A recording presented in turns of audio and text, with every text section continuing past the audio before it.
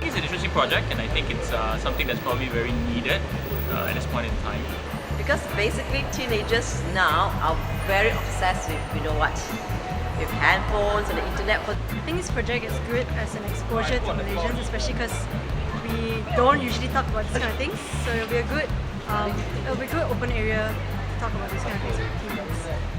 It's better than getting it online, where sometimes the information might be false. So if you get it from a person face to face, you can see whether are they really sincerely telling you the truth or is it a lie. And you can actually see where is it coming from. Is it a person your age or a person who's older? In a way, what you guys doing are you guys educating like people like us, like teenagers, about something that we don't care about, because like what I see kids these days, right? They just take everything for granted. It's like, if I don't know, I don't know lah. If I don't know, like I don't give a damn kind of thing. So yeah lah, in some way it's good. I think it's always good to be in the know, to know more, to have a broader perspective, and rather than not talk about it. I think it's always better to bring things up to the open, so at least there's dialogue. And I think when there's dialogue and people talk about stuff, then at least people are able to ask the questions, answer the questions, and think about it in a more deeper or more meaningful way, rather than it just be, oh yes, this is what it is, or this is what it's not. Most things have multiple perspectives. Most things are not purely black and white. And I think it's always good for teenagers to have that process, or be allowed that process, to think and consider for themselves whether something is right or wrong, or if there is such a thing as right or wrong. In a way, if you don't talk about it, you experiment, and you find things online and you make deduction on your own without understanding what the culture actually believes in, or rather you just find things on your own without actually understanding whether that's right or wrong. So yeah, I think it's good to talk about it.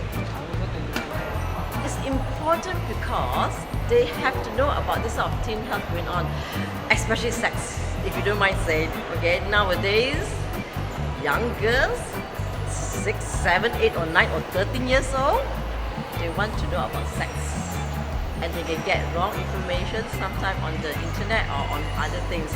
So if they know what is going to happen if they do not have safe sex, or they shouldn't have sex at such an early age, I think that's good. I'm sure you heard about the recent case about the 13-year-old girl. The boyfriend want to upload her pictures onto it. I think I want to specify things on that.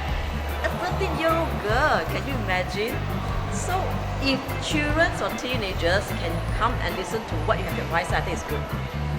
Because I think teenagers don't listen to parents nowadays. As you know, everything is from the internet, everything is online. So you think it's better if there's a third party? There's another I think so. Discussions are great. Yes, I think third party always helps. Because basically, children nowadays do not listen to the parents, but listen to a third party. They will listen to their friends who tell them not to do this, not to do that. If the mother or the father tell them, oh no, mommy, you're always wrong, you're always wrong. But when a third party comes and talk to them, they will sit down, and that's how I think, that's how I feel. Yeah.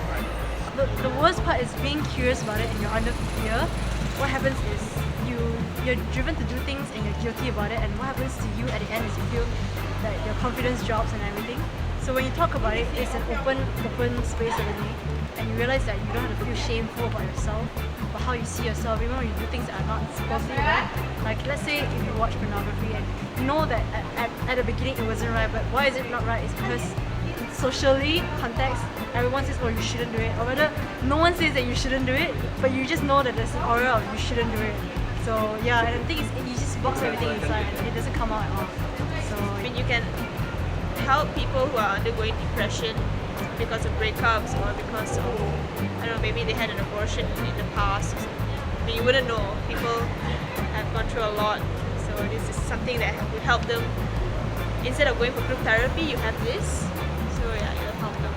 I believe if you want to educate someone, right, you're supposed to do it since youth, since young. Why not you just study young, then you like 20, 30 years old, then only you want to start? Wouldn't it be like too late to learn anything, like to teach anything or what? Because by that time people have their own ego, their own arrogance. Like if you say something, they say like, nah, it's okay, like I got my own stuff.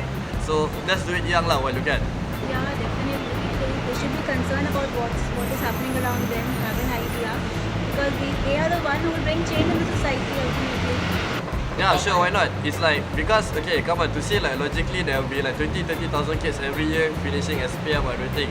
So what makes you stand out is whether you can think logically and smartly or not, different from others. Yes, you can be a straight A student, but if you don't have the IQ logic, what's the point?